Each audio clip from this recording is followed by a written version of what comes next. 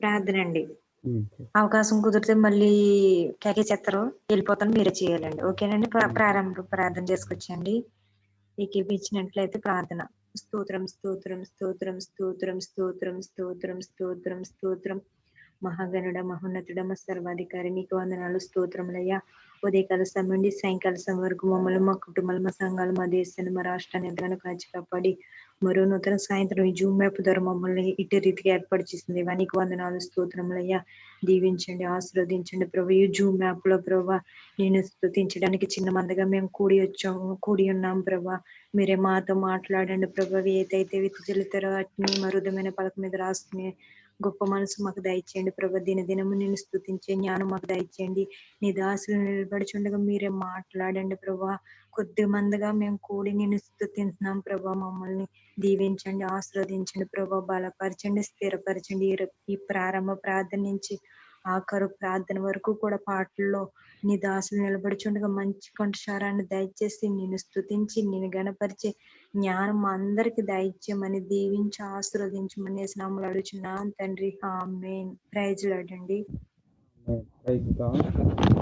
ప్రార్థన నడిపించిన సహోదరి శాంతికి హృదయపూర్వకమైన వందనాలు. ప్రశాంతి గారు, ప్రైజ్ లార్డ్. మీరు సక్సెస్ అయ్యారు. 18 మంది చేత పాటలు పాడించగలిగారు. ప్రతి స్వరాన్ని, ప్రతి గొంతును ఆసక్తి ఉందండి అందరికి. నేనైతే ఊహించలేదు అంతమంది ఇంకా ఆసక్తి అండి. అందులోకి నా పేరే రావాలండి. చూడండి ప్రశాంత్ గారు, మీ నెంబర్ నేను సేవ్ చేసుకుంటాను ఈ రోజు. సుజాత గారు అందరూ మిమ్మల్ని కలుసుకుంటున్నారండి. వేరే మేడం గారు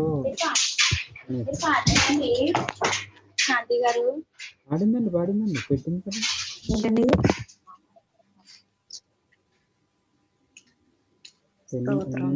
ఇంకా నేను తెలియలేదా? అయితే పర్సనల్ గా మెసేజ్ పెట్టాలి అయితే మీకు. ఓకే, పర్సనల్ గా పెట్టండి, అప్పుడు తెలుస్తుంది. నేను శాంతి అని బుక్ చేసుకుంటాను. అంటే మీరు నెంబర్ ఇచ్చారు, 14 నెంబర్ ఆమె. సరేండి స్టార్టింగ్ చేయండి. ఎందుకంటే టైం అయిపోతుంది. ఆఖరి వరకు మళ్ళీ ఆశీర్వాదాలు ఉండట్లేదు. రోజు ఉన్న అధ్యాయం 20 అధ్యాయం.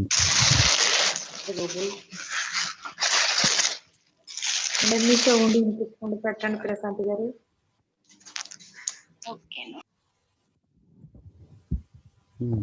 సారీ అండి, ఏమనుకోకుండా మీ కవర్స్ అప్పుడు ఎక్కువైపోయింది. ఓకే, మనం 20 అధ్యాయం చూసుకుందాం. వినేవాళ్ళు వినండి, లేకపోతే ఈ పనులు చేసుకుంటూ నేను చెప్పుకుంటూ వెళ్తాను. 20 అధ్యాయము ఎవరైనా చదవడానికి అవకాశం ఉంటే కనుక మీరు తీసి చదవడానికి ప్రయత్నించండి. 20 అధ్యాయం మత్తయి సువార్త.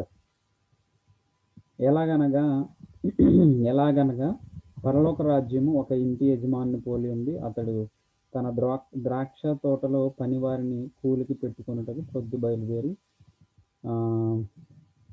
ఇక్కడ పరలోక రాజ్యపు ఒక పోలికను భూమి మీద ఉన్నటువంటి మనుషులకు అర్థమయ్యే రీతిలో యేసుక్రీస్తు వారు చెప్పడానికి ప్రయత్నం చేస్తారు. ఇప్పుడు మనం వాక్యం చెప్పుకున్నప్పుడు మనకు సంబంధించినటువంటి ఏదైనా ఉదాహరణను, మనకు సంబంధించినటువంటి ఏదైనా మన కళ్ళకు ముందు కనిపించే విషయాలను పోల్చి చెప్పుకుంటాం. ఎందుకంటే ఆ పోల్చి చెప్పుకునే సందర్భంలో ఏమవుతుందంటే అసలు ఇంటెన్షన్ని మనకు అర్థం అవుతుంది. ఇక్కడ చెప్పబడుతున్నటువంటి మాటలు కూడా సేమ్ అలానే ఉంటాయి. ఎలాగనగా పరలోక రాజ్యము ఒక ఇంటి యజమానిని పోలి ఉన్నది. ఇంటి యజమానుడు అంటే ఎవరు? ఇంటికి పురుషుడు, బాధ్యతాపరుడు.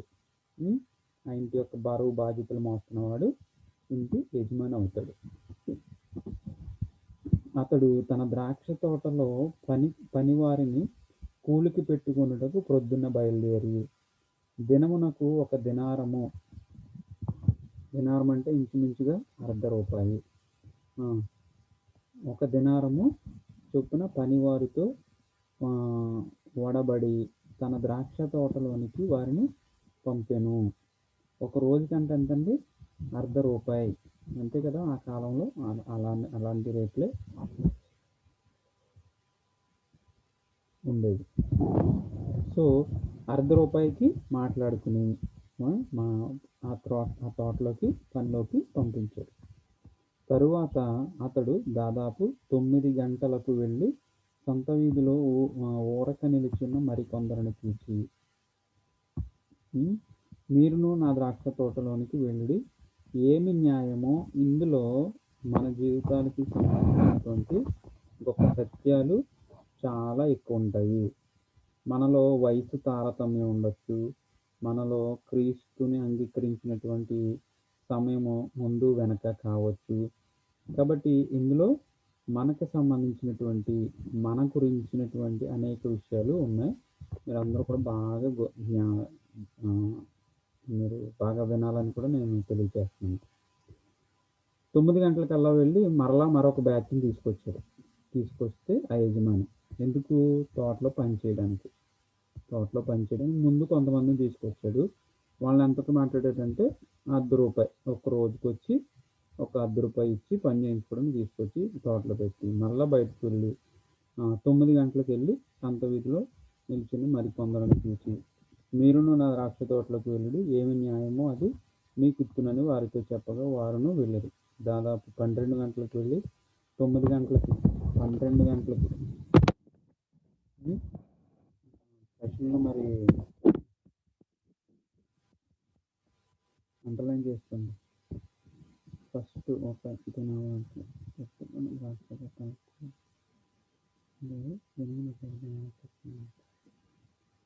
వారిని ఫస్ట్ రెండోసారి వెళ్ళినప్పుడు 9 గంటలకు వెళ్ళినప్పుడు ఎంతమంది? మీరును అక్కడ కూడా లెక్క లేదు, ఎంతమంది అనేది. ఏమి న్యాయమో అది మీకు ఇస్తాను.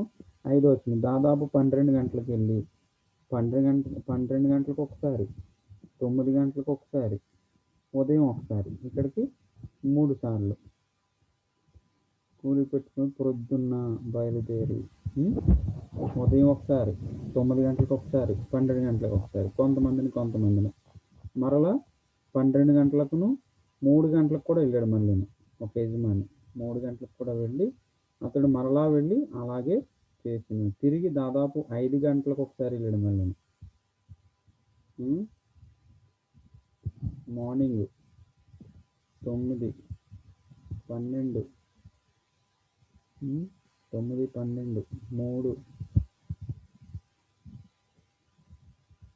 3 మళ్ళా 5 6 వచ్చింది. 5 వెళ్ళి మరికొందరు నిలిచిండగా చూసి ఇక్కడ దినమంతయు మీరు ఎందుకు ఊరకనే నిలిచి ఉన్నారని వారిని అడుగగా వారు ఎవడనూ ఆమెను కూలికి పెట్టుకొనలేదని. అందుకు అతడు మీరును నా ద్రాక్ష తోటలు ఎన్ని గంటలకు? ఇది ఇంచుమించుగా సాయంకాలం అండి.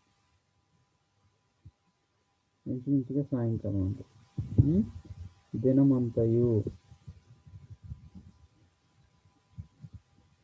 ఈవినింగ్, ఇంచుమించుగా సాయంకాలం అండి.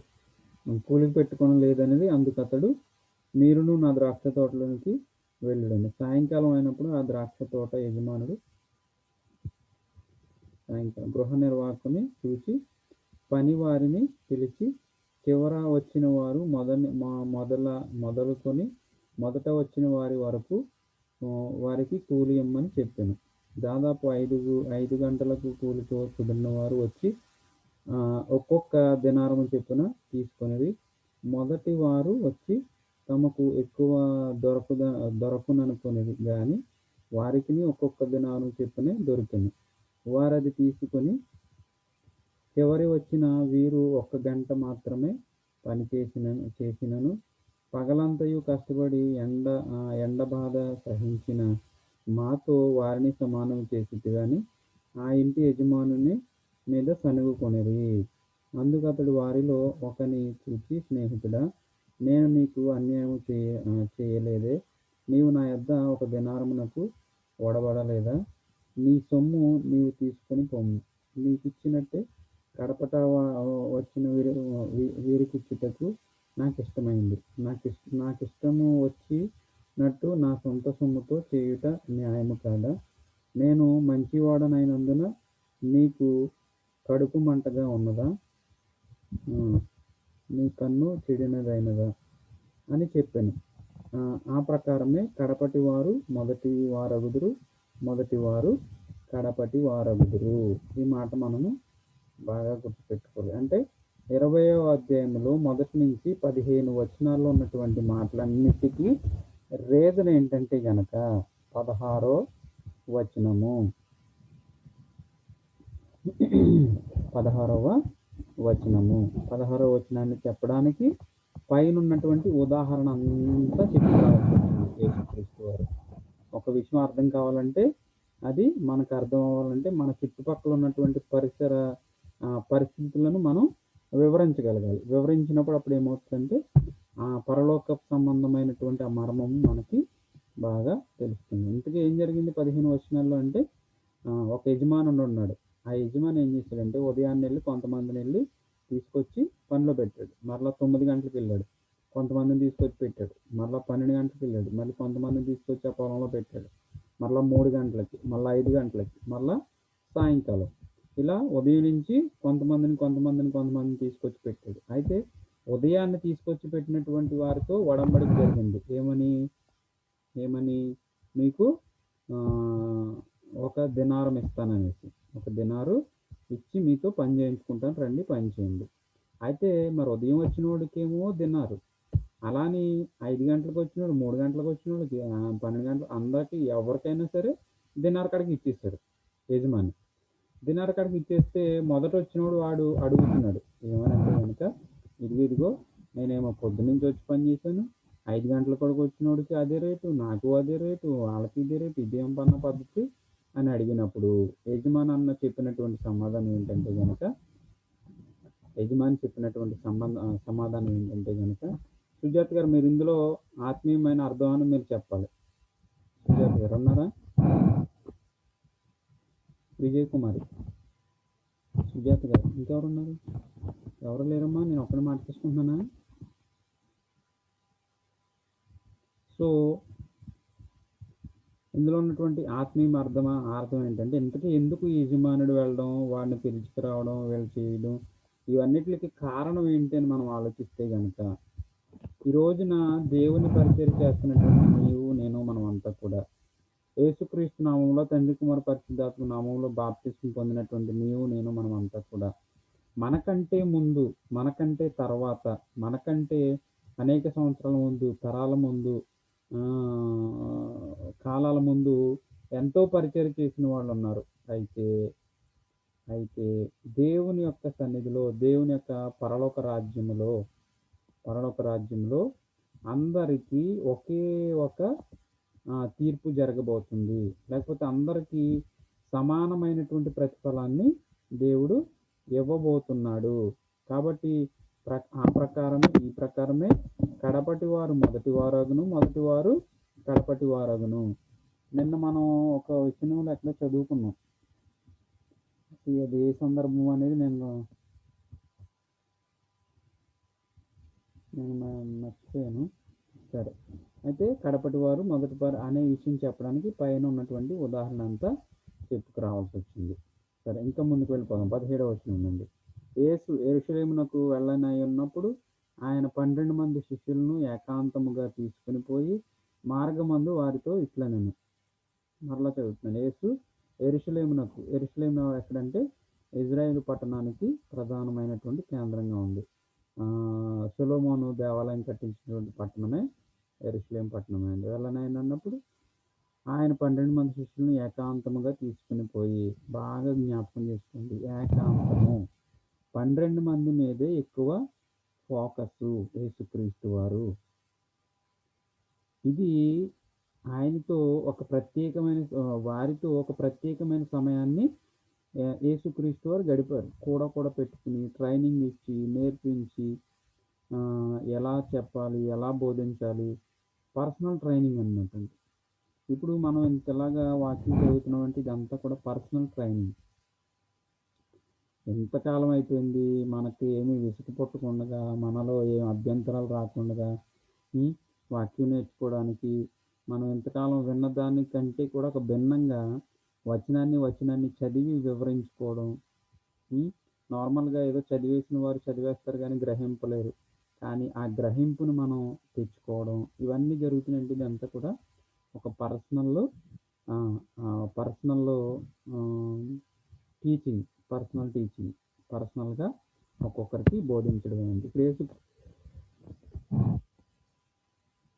ఇక్కడ యేసుక్రీస్తు వారు కూడా ఏకాంతముగా తీసుకుని పోయి మార్గమందు వారితో ఇట్లా నేను ఇదిగో యెరూషలేమునకు వెళుతున్నాము, అక్కడ మనుష్య కుమారుడు ప్రధాన యాజకులకును శాస్త్రులకును అప్పగింపబడును.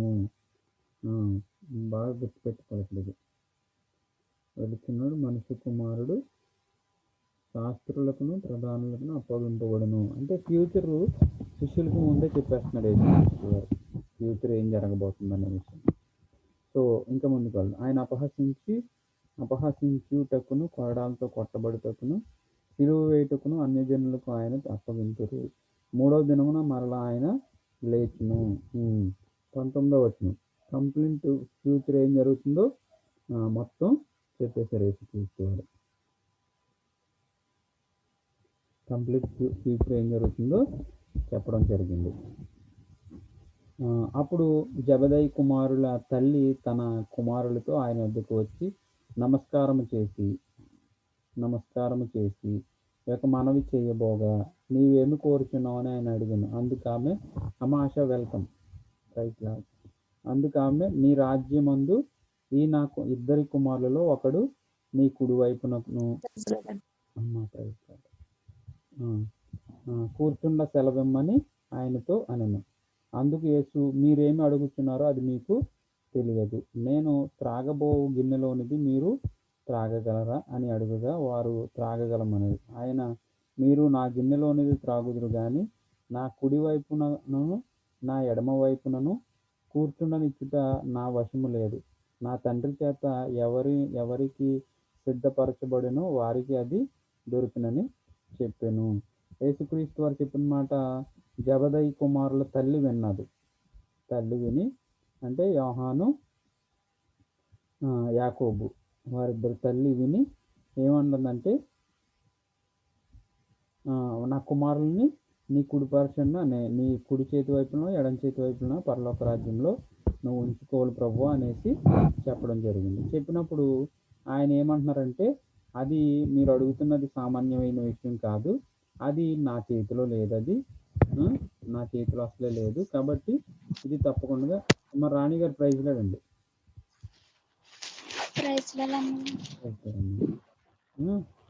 20వ అధ్యాయము మనం చూస్తున్నాము. నిన్న 19 చూసాం కదండి. 24వ వచనం 20వ అధ్యాయం 24వ వచనం. తక్కిన 10 మంది శిష్యులు ఈ మాటలు విని ఆ 2 సహోదరుల మీద కోపపడారు. గనుక యేసు తన యొద్దకు వారిని పిలిచి, అన్యజనులలో అధికారులు వారి మీద ప్రభుత్వం చేయుదురనియు వారిలో గొప్పవారు వారి మీద అధికారము చేయుదురనియు మీకు తెలియను. మీలో అలాగుండకూడదు. మీలో ఎవడు గొప్పవాడై ఉండగోరునో వాడు మీ పరిచారకుడై ఉండవలెను. ఇదంతా కూడా ఏంటది యేసుక్రీస్తు వారు పర్సనల్ ట్రైనింగ్. యేసుక్రీస్తు వారు శిష్యులకి పర్సనల్ ట్రైనింగ్ ఇస్తున్నారు. ఇందులో మనం ఎంతమంది ఉన్నాం, ఎవరైతే మనము గొప్ప కోరుకుంటున్నామో మనము పరిచర్య చేయవలసిన వారమై ఉన్నాం తప్ప మనము గొప్పలకు వెళ్ళలేదు. ఇప్పుడు ఒకవేళ నేనే కనుక బాగా నడిపిస్తున్నాను అనుకోండి, మనకి కనుక ఒక సంఘం ఉందనుకోండి, మనం చర్చికి వెళ్తాం అనుకోండి, ఆ చర్చిలోని నేను మాట్లాడితే స్టేజ్ పరిస్థితిలో నేను ఉండకూడదు.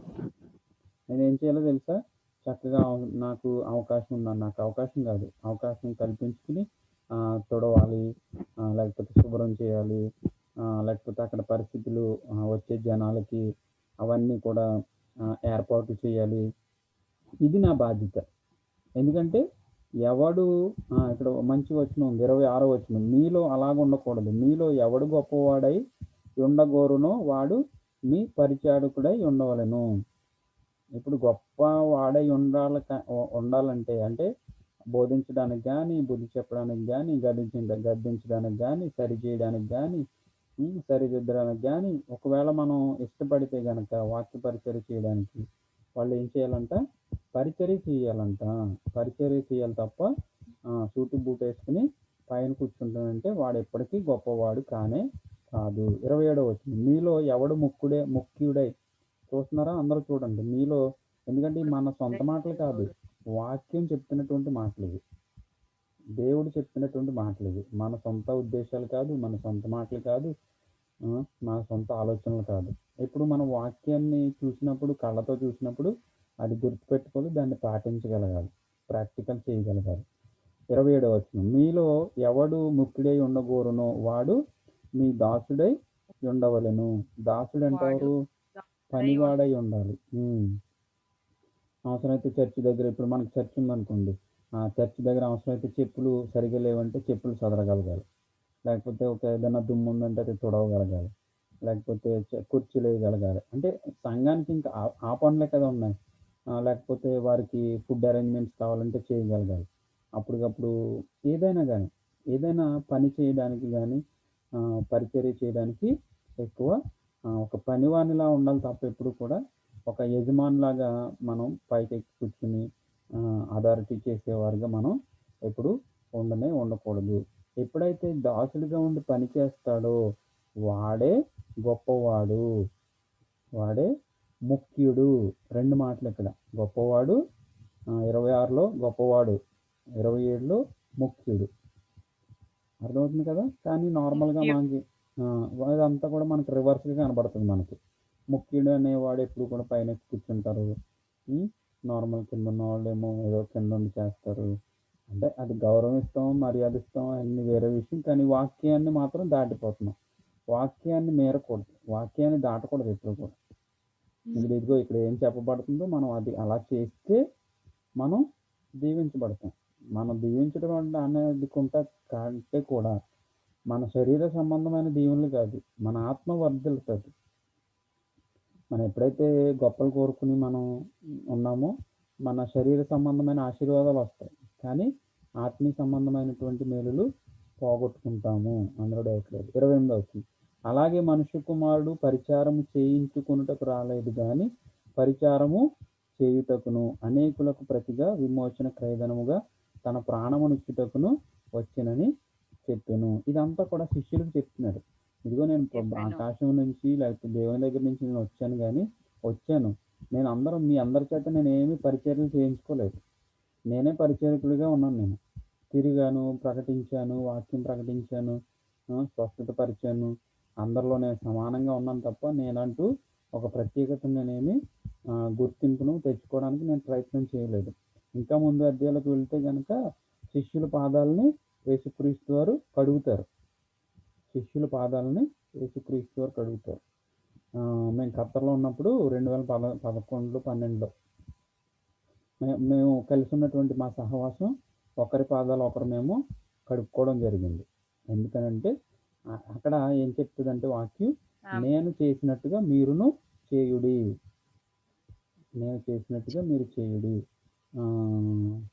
స్టీవెన్సన్ గారు ఎవరో మొన్న వీడియో చూశాను, ఎవరు ఏసన్ గారు పాదాలు కడిగారు. నిజంగా చాలా అదృష్టం, అంటే గొప్ప అవకాశం అయింది. ఎందుకంటే గొప్ప దైవజనులు ఎవరు, ఏసన్ గారు. సో ఇదనమాట. అంటే అక్కడ బైబిల్లో ఏం చెప్తుందో అంతేనండి. అమ్మా అర్థం కాదు మీ మాట. గోటేరులో కూడా అంతేనండి, అయ్యగారు పాదాలు కట్టి. ఓకే అండి. గోటేరండి, గోటేరు సంఘంలో అండి. ఎందుకంటే కిందనున్నటువంటి విశ్వాసం కాదు, ఆ సంఘాన్ని నడిపిస్తున్న వాళ్ళే కడగాలి. అది గొప్ప విషయం. అలాగే అవకాశం ఉన్నప్పుడు తప్పకుండా వెరీ గుడ్, మంచి విషయం. ముందు ఎందుకంటే నేను చేసినట్టుగా మీరు చేయడం, ఆయన ఏమైతే ఆజ్ఞాపించారో ఆ ఆజ్ఞలు మనం తప్పకుండా చేయగలగాలి. ఇంకా కొన్ని వచ్చినాయండి, 10 టైం అయిపోతుంది, వెళ్ళిపోదాం. ఇదనమాట. 29, వారు ఎరుకో నుండి వెళుతుండగా బహుజన సమూహములు ఆయన వెంట వెళ్ళును. ఇదిగో త్రోవ పక్కన కూర్చున్న 2 గ్రుడ్డివారు యేసు ఆ మార్గమున వెళ్ళుచున్నాడని విని, ప్రభువా దావీదు కుమారుడా మమ్మల్ని కరుణింపమని కేకలు వేశారు. ఊరకుండని జరులు వారిని గద్దించారు కానీ వారు ప్రభువా దావీదు కుమారుడా మమ్మల్ని కరుణింపమని బిగ్గరగా కేకలు వేశారు. యేసు నిలిచి వారిని పిలిచి, నేను నీకేమి చేయవలసినని అడిగా. వారు, ప్రభువా, మా కన్నులు తెరవలనని అనేది. కాబట్టి యేసు కనికరపడి వారి కన్నులు ముట్టెను. వెంటనే వారు కనుదృష్టి పొంది ఆయన వెంట వెళ్ళిరి. దేవునికి మహిమ కలుగును గాక. ఇదంతా కూడా ఒక దారిలో వెళ్తుంటే ఇద్దరు గ్రుడ్డివారు ఆయన అలా అడగను. సో ఆయన వెంటనే వారిని, అంటే దావీదు కుమారుడు అని పిలిచారు అక్కడ. అంటే పాత నిబంధన వారికి తెలుసు, దావీదు అబ్రహాము కుమారుడైన దావీదు కుమారుడు యేసుక్రీస్తు వంశవాళ్ళు. అబ్రహాంకి దావీదుకి చాలా తరాలు ఉన్నాయి. దావీదుకి యేసుక్రీస్తు మధ్యలో బబులోన్ ఉంది, ఇవన్నీ కూడా. అయినా కానీ వీళ్ళు ఏమని పిలుస్తున్నారు? దావీదు కుమారుడు అని పిలుస్తున్నారు. అంటే యేసుక్రీస్తుని దేవుడు పంపిస్తాడు అనే మాట వారు నమ్మి ఆ మాట ప్రకారమే వారు పిలుస్తున్నారు. దేవునికి మహిమ కలుగును గాక. ప్రార్థన చేసుకుందాం.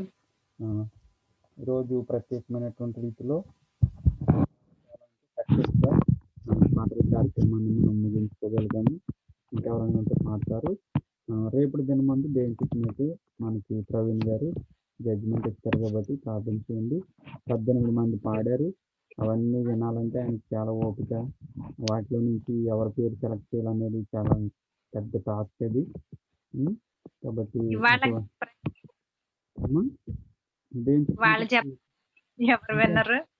ఇంకా మరి 10:30 అయితే ఇండియా టైం మరి ఎక్కువ కదా, నా ఇండియాలో ఉన్నారు. దాని గురించి ఆ బ్రదర్ ఇండియాలో ఉన్నారండి. అవునండి, ఇండియాలో ఉన్నారు. ఆయన రీసెంట్ గా వెళ్ళారు. ఒక 20 days అవుతుంది వెళ్ళి ఇంటికి. అయితే ఎదురు చూస్తున్నారండి. అందరూ ప్రార్థన చేయండి, నేనే రావాలి. వినరు.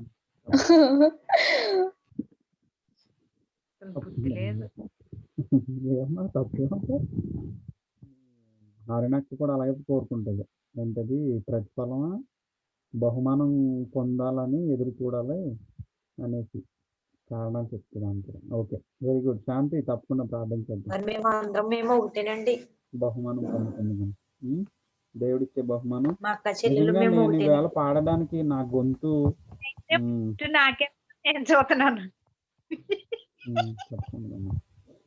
నేను పాడతాను. చాలా ప్రశాంత్ రోజు పెట్టండి ప్రోగ్రాము. ప్రశాంత్ గారు రోజు పెట్టండి ప్రోగ్రామ్. చాలా దారుణం అండి ఇది. రోజు పెట్టాలండి. గిఫ్ట్లు ఎవరు ఇస్తారండి మనకి? ప్రార్థన చేసుకుందాం. అమ్మ, మీకు ప్రశాంత్కి అవకాశం ఉంటే ప్రార్థన చేయండి. ముగింపు ప్రార్థన మీరే, ఎందుకంటే మీ కార్యక్రమం సక్సెస్. ముగింపు ప్రార్థన 5 నిమిషాలు ఉంది. ఏలూరు సిచ్యువేషన్ గురించి ప్రార్థన చేయండి. తర్వాత మన గ్రూప్లో సత్యవతమ్మ గారి గురించి ప్రార్థన చేయండి. గుర్తు చేసుకోండి. పాపం మన సుజాత గారు, శివ గారు, రాణి గారు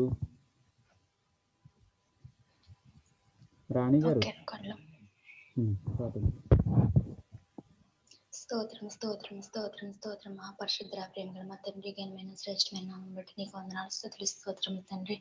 ఈ రాత్రి కాల సమయంలో ప్రభా, జూమ్ యాప్ ద్వారా ప్రభా నేను స్తుతించుకోవడానికి, ఆ యొక్క పరిశుద్ధ గ్రంథంలో కొన్ని మాటలు మేము తెలుసుకోవడానికి నువ్వు ఇచ్చిన ఈ అవకాశం బట్టి నీకు వందనాలు, స్తుతులు, స్తోత్రాలు చెల్లించుకున్నాను ప్రభా. గ్రూప్లో ఎంతమంది అయితే ప్రభా శక్తిగా తండ్రి నీ వాక్యాన్ని వింటున్నారో, ఆశగల ప్రాణాన్ని తృప్తిపరచగలిగిన దేవుడు తండ్రి నీకే వందనాలు ప్రభా. ప్రతి ఒక్క హృదయాన్ని ఎరిగిన వాడు ప్రభా. ప్రతి ఒక్క హృదయంలో ఏమైతే ఆలోచనలు, ఏమైతే ప్రభు అనుకుంటున్నారో ప్రతి ఒక్కటి సమస్తమును ప్రభు మీరే సమకూర్చి వచ్చిన తండ్రి స్తోత్రం. నీకే వందనాలు. నువ్వు ఇచ్చిన ధన్యతను బట్టి వందనాలు ప్రభు. ఈ రోజు ఆ ప్రభు యొక్క పిఎఫ్సి గ్రూప్ లో ప్రభు అనేక మంది పాటలు పాడి ఉండగా ప్రతి ఒక్క బిడ్డను ప్రభు మీరే దర్శించండి, మీరే కృప చూపమని వచ్చినాను ప్రభు. ప్రతి ఒక్కరితో మాట్లాడమని వచ్చినాను ప్రభు. వాళ్ళ పాటల ద్వారా కానీ అలాగే వాక్యం ద్వారా కానీ బిడ్డలు ప్రభు ఆసక్తిగా బిడ్డని ఆకర్షించుకోమని వచ్చినాను తండ్రి స్తోత్రంలే. ప్రతి ఒక్క బిడ్డని దీవించండి, ఆశీర్వదించండి. అలాగే ఇప్పుడు ప్రభు జూమ్ యాప్ లో ప్రభు నీ వాక్యాన్ని విన్న ప్రతి ఒక్క బిడ్డని దర్శించండి ప్రభు. చెప్తున్న ఒక్క బ్రదర్ ని ప్రభు, భూషణం గారిని ప్రభు మంచిగా ఆరోగ్యం దయచేయండి, చెప్పడానికి జీవించడానికి మంచి మంచి తెలివిని మంచి అలాగే మంచి ఆలోచనలు బిడ్డకి దయచేయమని అడుగుతున్నాను ప్రభు. నీ ఆత్మతో నింపమని అడుగుతున్నాను ప్రభు.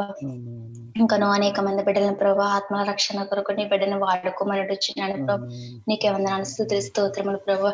బిడ్డను ప్రభు నీ కృపతో నింపమని అడుగుతున్నాను. తను ఇచ్చిన కుటుంబాన్ని భార్యని పిల్లల్ని మీరే దర్శించండి, కృప చూపమని అడుగుతున్నాను ప్రభు. స్తోత్రములే నీకే వందనాలు. అలాగే ప్రభు విజయ గారిని దర్శించండి. ఆ బిడ్డను ప్రభు నీ అందు ప్రభంతో ప్రభు బిడ్డ ఆశ కలిగి ప్రభు తృప్తిపరచమని అడుగుతున్నాను ప్రభు. బిడ్డను దర్శించండి, నీ కృప చూపమని అడుగుతున్నాను ప్రభు. ఆ యొక్క కుటుంబాన్ని ప్రభు నీ కృప కాపుదలతో నింపమని అడుగుతున్నాను ప్రభు. నీకే వందనాలు స్తుతులు స్తోత్రములు తండ్రి. అలాగే ప్రభు సుజాత గారిని కూడా దర్శించండి అయ్యా.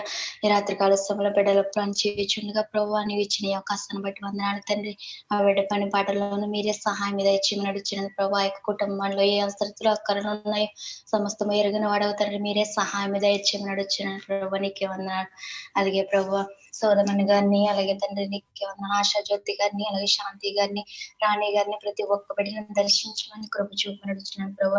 ఎవరు ఏ అవసరతలతో ఉన్నారో ప్రతి ఒక్క బిడ్డతోనూ మాట్లాడి రాత్రికాల సమయంలో దర్శించి నీ కృప చూపమని ప్రభు అడుగుచున్నానయ్యా. నీకే వందనాలు తండ్రి. ఇంకో తండ్రి ఏలూరులో ప్రభు ఏ విషయం ఏమైతే ప్రభు ప్రాబ్లం అయితే ఉందో నాకైతే తెలియదు తండ్రి. ప్రభు మీరే సహాయం దయచి నడుచున్నాను ప్రభు. నీకే వందనాలు తండ్రి. ఎంతో మంది తెలియని వ్యాధితో బాధపడుచున్నారయ్యా. నీకే వందనాలు తండ్రి. ప్రతి ఒక్క బిడ్డను దర్శించండి తండ్రి. స్తోత్రములయ్యా. వైద్యుల పరమ వైద్యుడు నీవే కృప చూపని వచ్చినాను ప్రభు. ఎటువంటి శాతాను క్రియలు ఎటువంటి ప్రభు దుష్టాలు ప్రభా దుష్టను ముట్టకుండా ప్రభు మీరే సహాయం దయచేయమని వచ్చినాను తండ్రి. స్తోత్రములే తండ్రి. యేసయ్యా ఆ యొక్క ప్రాంతాన్ని మీరే దర్శించండి ప్రభు. నీకే వందనాలతో స్తోత్రములయ్యా ప్రభా. యేసయ్యా ఏదైతే ప్రభు ఆ చుట్టుప్రక్కల ప్రాంతాల్లో ప్రభు ఉందో ప్రభు ప్రతి ఒక్క బిడ్డతోనూ మాట్లాడి ప్రతి ఒక్క కుటుంబాన్ని దర్శించని నీ కృప చూపమని వచ్చినానయ్యా. నీకే వందనాలు తండ్రి. ప్రభు మా దేశాన్ని మా ప్రాంతాన్ని మా గ్రామాలని ప్రతి ఒక్క బిడ్డని దర్శించండి. ప్రతి ఒక్క ప్రాంతాన్ని దర్శించి నీ కృప చూపమని ప్రభు. యేసయ్యా నీకే వందనాలు తండ్రి. మాలో ఏ తప్పులైతే ఉన్నాయో ప్రభు మా దేశంలో ప్రభు ఇంకా ఎంతమంది అయితే మారాలో ప్రతి ఒక్క బిడ్డని మార్చని నీ కృప చూపమని వచ్చినాను ప్రభు. నీకే వందనాలు తండ్రి. ఇంకను అనేక మంది ప్రభు నీ అందు విశ్వాసంతో నిన్ను అంటి పెట్టుకుని ఉంటే ప్రభు వారి హృదయాల్ని నీకు అర్పించడానికి నీ కృప చూపమని అడుగుచున్నానయ్యా. నీకే వందనాలు. నీ కృపతో నింపమని అడుగుచున్నాను ప్రభు. ప్రార్థన చేయని వారు చేసేలా కృప చూపని పాటలు పాడని వారి ప్రభు ధైర్యం కలిగించని కృప చూపండి. వాక్యం చదవలేని వారిని బిడ్డలకు ప్రభు వాక్యం చదివేలా నీ కృప చూపమని అడుగుచున్నాను తండ్రి. స్తోత్రములయ్యా. యేసయ్యా చదువు రాని వారు కూడా వాక్యాన్ని చదవడానికి నీ కృప చూపమని అడుగుచున్నాను తండ్రి. ప్రతి ఒక్క బిడ్డని దర్శించండి ఈ రాత్రికాల సమయములు ప్రభు. వారి ఆత్మలను ప్రభు యేసయ్యా మీరే ఆకర్షించి నీ కృప కోపతలతో నింపమని ఈ రాత్రికాల సమయంలో ఈ చిన్న ప్రార్థనని పాల్సిన చేర్చుకుంటారని యేసు అతి శ్రేష్టమైన నామమును బట్టి అడిగి వేడుకుంటున్నాను మా పరమ తండ్రి. యేసు రక్తమే జయము. సంపూర్ణ విజయం. అపవాది కనంత నాశనం యేసు నామముకే ఆమేన్. అందరికీ ప్రైజ్ చేయడమ్మా. ప్రైజ్ రాడండి. రిజల్ట్స్ కోసం వెయిట్ చేయండి. ఇందులో ఎవరైతే ఎవరి పేరు మనం ఎప్పుడు తెల్లారుతుందని చూస్తాను. ఏం చెప్పినట్టు రేపు